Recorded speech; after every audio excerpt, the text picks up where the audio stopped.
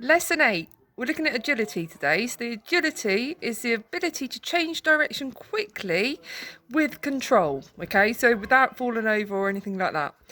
Your warm-up is going to have some agility in it. Then also your fitness task is going to have some agility in it. And then finally, your skill-based stuff is going to be based on agility as well. So we're all about agility today. First of all, we're going to look at the warm-up, and Toby is actually going to demonstrate for us today. So give us a second, we'll get that set up and we'll do the warm-up.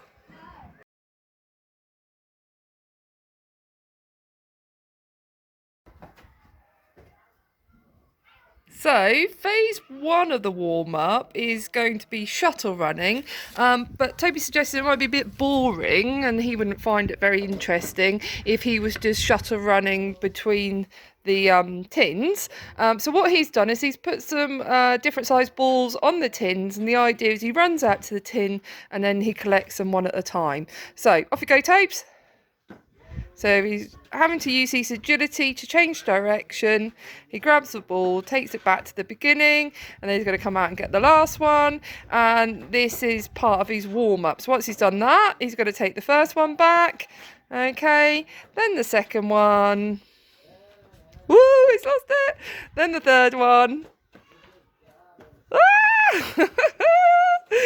Okay, and then he'd keep doing that for 2 minutes. After he'd done that, he'd do his phase 2, which would be his stretching and mobility, and then phase 3 is a skill-based thing, which we're going to set up now.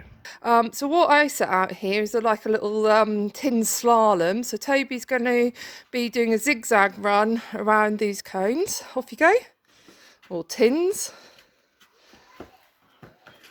And then he's going to jog straight back through the middle, and then he's going to go again. So zigzag run. Trying to next time, Toby, try and run it through, yeah? So run it through and push off the outside foot. So run it through, that's it, good. That's better, brilliant.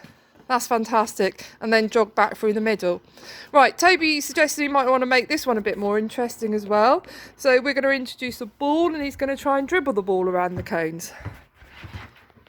So off you go.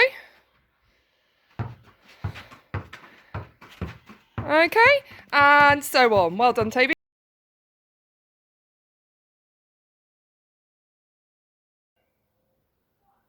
Section 2, fitness.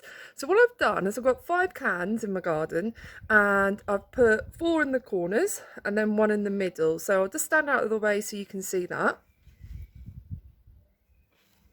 The way I've measured it is I've done 10, I think you call them pigeon steps, between each one. So it's toe to heel, okay, 10 across.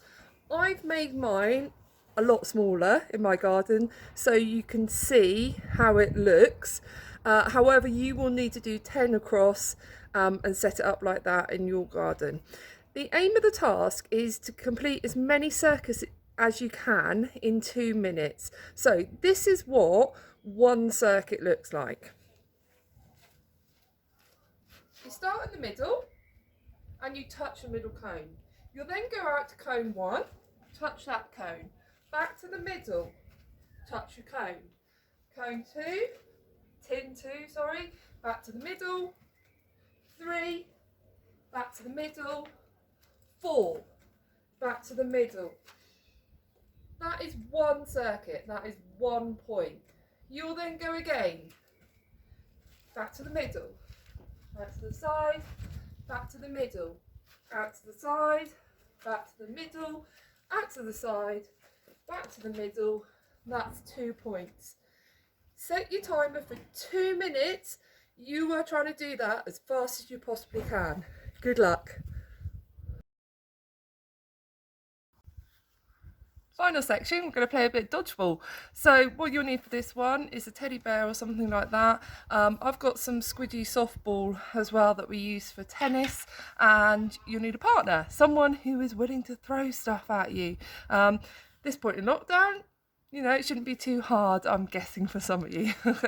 Right, okay, so you need to make, with your tin cans, a rectangle. Make it nice and big to start with, so it's easy for the dodger. Toby is going to stand in the area. I'm going to stand, throw the cuddly toy at him, so this is nice and safe, it's not going to hurt him. And as he gets better at it, we're going to make the area smaller. He needs to use his fantastic agility skills that we've been working on, because we want him to remain balanced, okay, and we also want him to try and be able to avoid being hit. Right, let's have a little go.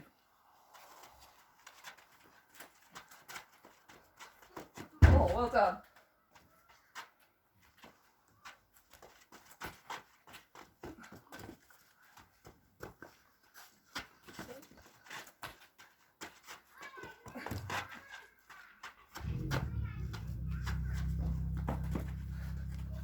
Okay, what we're going to do now is make the area a little bit smaller, and I'm going to use this squidgy ball because I'm thinking I might be able to hit him a bit better with this one.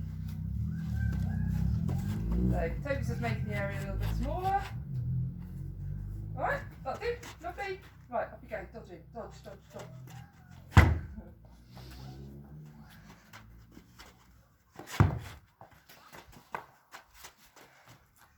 Oh, man down, got him.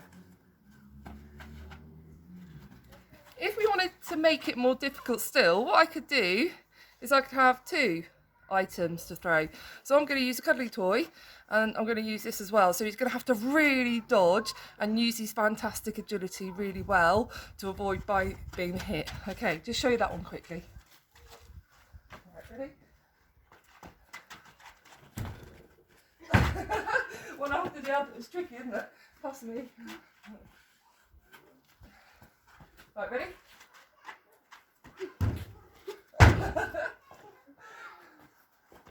Last go, last go. Right, ready? Oh! Did that get you? No.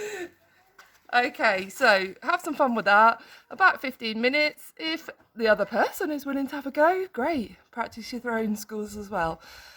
What we've got now is Miss Clark. So she's not going to do a 45-second challenge in a traditional sense, but she has got a challenge to set for you. Well done, guys. See you next time.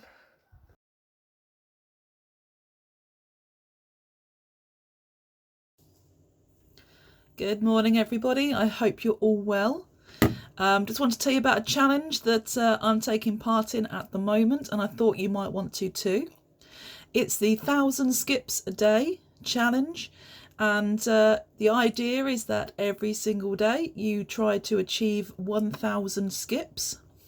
Now, this is really a jumping exercise. Jumping allows you to use loads of different muscle groups. It's a great way to keep fit. If you think about boxers, if you think about all sorts of other people that use skipping as a way of cardiovascular exercise, it works out loads of muscle groups. It's great for your circulation, for your heart and your lungs.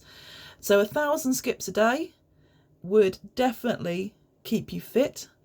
And remember that you don't need a skipping rope to do this. You could just jump on the spot. If you have a trampoline at home, you could do it on the trampoline. Or if you do have a skipping rope, you could try to do the 1,000 skips that way. Remember, there's always the complication with a skipping rope that you can do some fancy tricks with it. Cross over your arms, try to do the 2 per bounce. Lots of ways you can do it. I hope that I'll be able to share some stories with you, and that you can tell me how you're getting on with the challenge. I hope that you're all well and that you're healthy and happy. I look forward to seeing you soon. Take care. Bye.